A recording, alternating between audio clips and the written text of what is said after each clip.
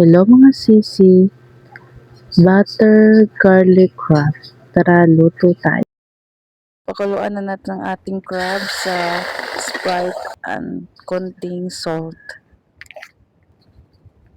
Kapag nag-iba na ang kulay o naging pula na, pwede na natin kunin.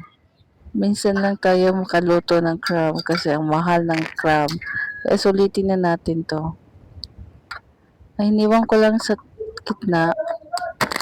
Sarap ng aligi. Huwag kayong mag-alala, maluluto pa and then gagawa pa tayo ng sauce. Naglagay na ako ng butter sa ating pan at ng ating garlic. Mas maraming garlic, mas masarap talaga. Paglagay din tayo ng sibuyas. Haluin na natin ng mabuti hanggang sa lumabas na yung aroma at ilagay na natin ang oyster sauce. Ano pa ba? Paminta, asin, at ang ating chili garlic oil para may kick ng anghang. At haluin natin ng mabuti. Kapag okay na, ilagay na natin ang ating crab.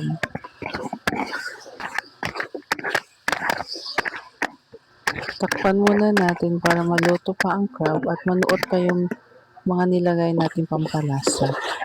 At nagdagdag din tayo ng green o spring onions. Luto na ang ating butter garlic crab. At magpi-plating na tayo.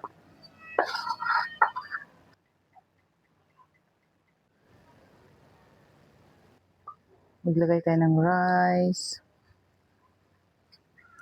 At ang ating butter garlic crab. Malaki. At ating sauce.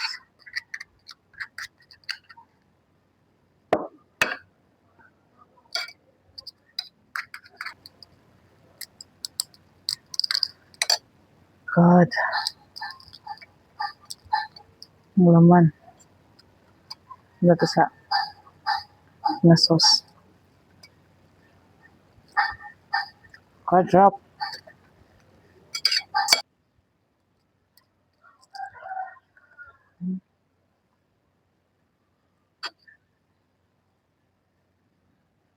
Kain tayo guys. Sarap. Maanghang. Sarap. Luto na rin kayo. Sarap.